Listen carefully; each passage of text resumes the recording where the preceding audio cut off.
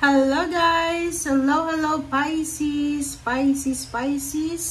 Welcome dito sa aking channel, Kapalaran 888 Pisces. Alamin natin kung anong messages vibration for the second half of June. Okay, this reading is from June 16 hanggang June 30 of 2025. Pisces, congratulations sa lahat ng Pisces na magkakaroon ng selebrasyon ngayong buwan ng June. Or nagkaroon ng selebrasyon. Congratulations sa inyong lahat. Okay.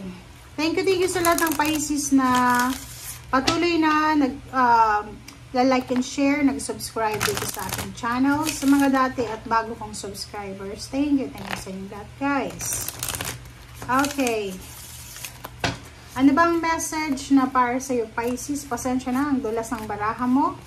Okay, peace. Wow.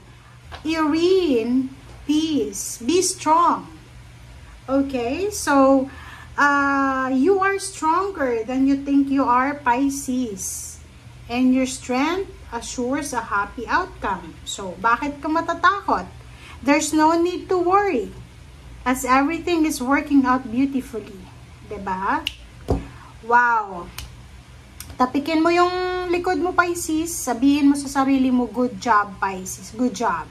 Okay, so this card ay nagsasabi sa'yo ng peace. Peace, harmony, and balance. Emotionally, financially siya. Kasi, eto emotion, like for example, you will have peace and happiness with your family, with your kids. Kung may kids ka, yung mga small babies sa family.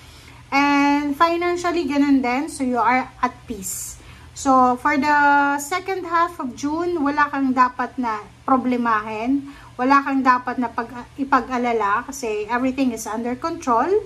And since wala ka namang control dito sa mundo, the universe has the control and ang ating Panginoon. So, sinasabi ng Barasa dito na you don't need to be, there's no need to worry. Okay? Okay, Pisces. Thank you. Tingnan natin dito sa second deck again. Pisces. Okay, tingnan natin. Pisces. 2 cards tayo.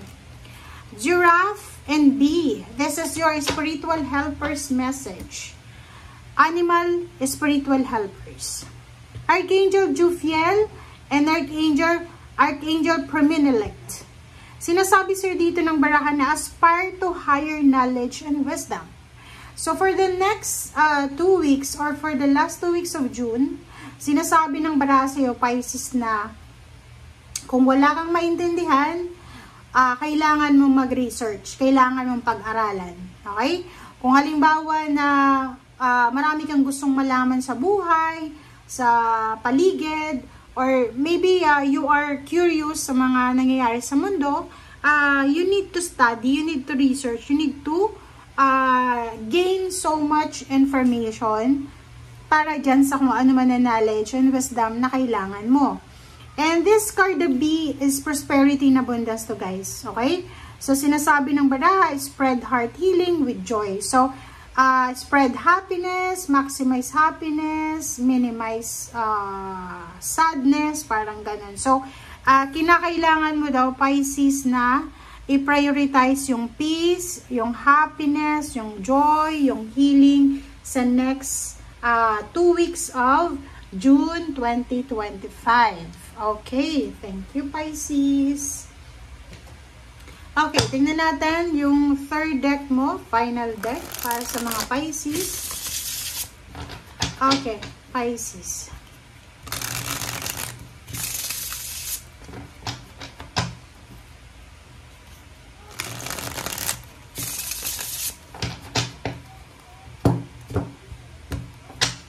Okay.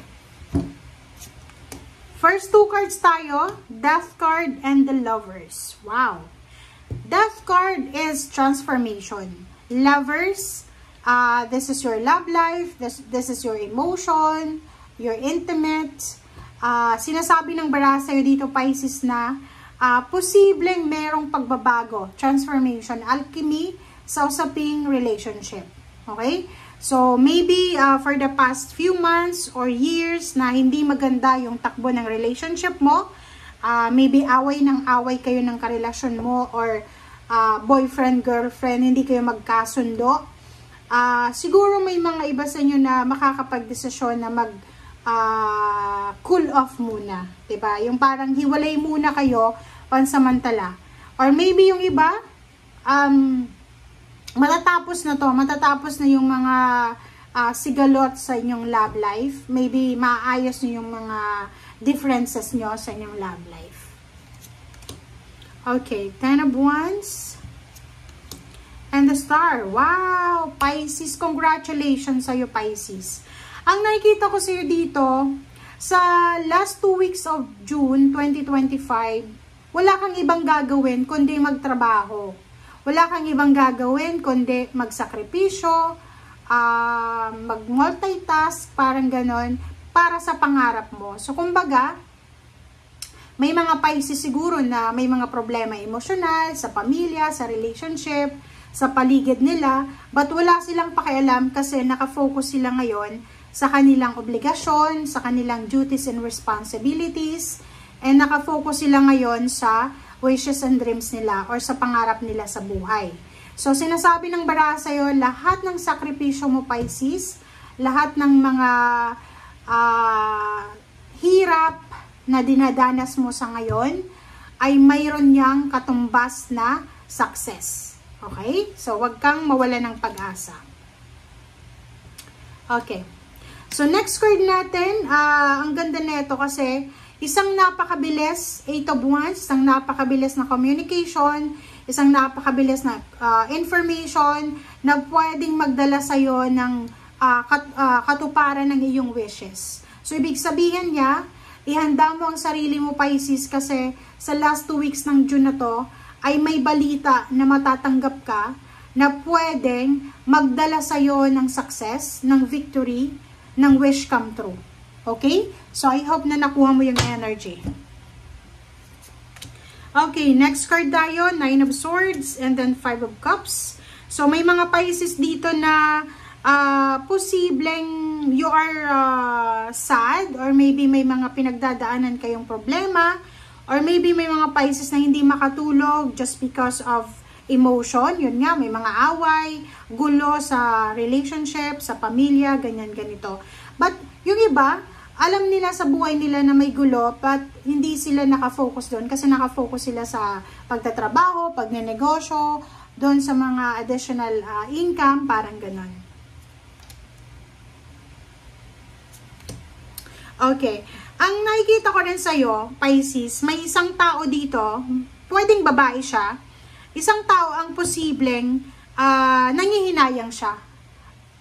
She's parang feeling niya, may nagawa siyang hindi maganda laban sa'yo. So, maybe eto yung taong to. 9 of Swords and 5 of Cups eh. Kasi, ang daming good news na darating sa'yo eh. Ang dami-daming magagandang balita ang pwedeng dumating sa'yo. And, yung mga taong ito na siguro nakagawa ng mali sa'yo, hindi nila matanggap na ginawa na nila yung lahat para ibaon ka sa lupa. Pero, successful ka pa rin. Diba? Parang ganun. So, parang dalawa kasi sila eh. Maybe dalawang babae to, Pisces, na pinagtutulungan kanila na ibaon sa lupa. Diba? Yung pangalan mo, yung sarili mo, na parang alisin natin si Pisces sa senaryo. Kailangan tayo yung magaling. Parang ganon. So, sinasabi ng baraha sa'yo dito ng 9 of Swords na yung mga taong yan, yung mga gumawa sa'yo ng masama, trinaider ka, binackstab ka, chinismis ka, or niloko ka, niscam ka, possible na manghihinayang sila. They will feel parang remorse. Parang ganon. So, pero hindi na yan importante kasi nga wala kang focus sa ganyan kasi yung focus mo is para sa pagtatrabaho, pagnenegosyo, ang focus mo is kumita ng pera. So, yun. Sinasabi ng baraha sa'yo dito, Pisces, na may mga taong toxic sa paligid mo. Siguro yung mga taong to is nagkikrave sila ng attention galing sa'yo. Yung parang tinitrigger ka nila para patulan mo sila, para masira yung diskarte mo. Hindi ka makapagtrabaho, hindi ka makapag-business, wala kang kikitain, but nagkakamali sila doon kasi Wala kang panahon para sa kanila eh. Tingnan mo, oh. They're sad.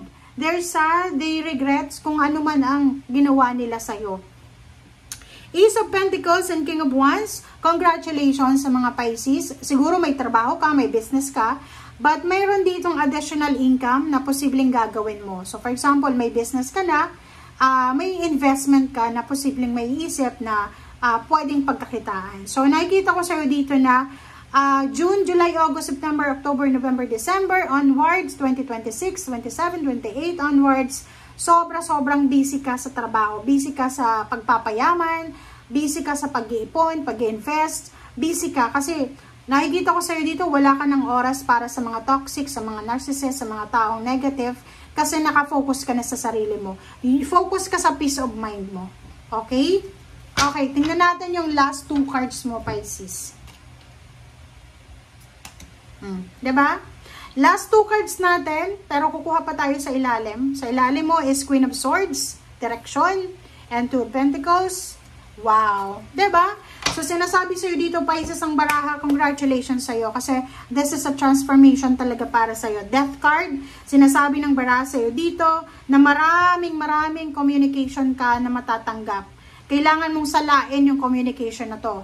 Yun nga sabi ko sa'yo, sa mga naunang mga baraha mo, na kailangan mong maglagay ng boundary sa paligid mo. Kailangan wala nang makapasok na mga toxic or negative na tao sa buhay mo. Kasi sobrang galing ng mga paparating sa iyo eh. Sobrang success to eh. Ang daming balita, good news, ang daming news about money, about job, business. Merong mga tao dito na pwedeng makilala mo na sila ay like-minded individuals, ang pare-pareho kayo ng mindset, pare-pareho kayo ng goal sa buhay, walang inggitan, walang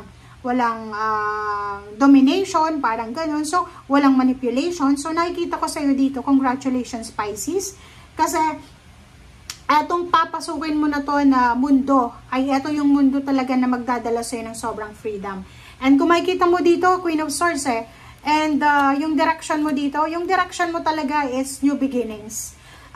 Lahat ng pagsisimula, lahat ng pwedeng pagkakitaan, lahat ng pwedeng kumita, maglabas ng pera, ay gagawin mo, Pisces. So, congratulations. Thank you, guys. Bye!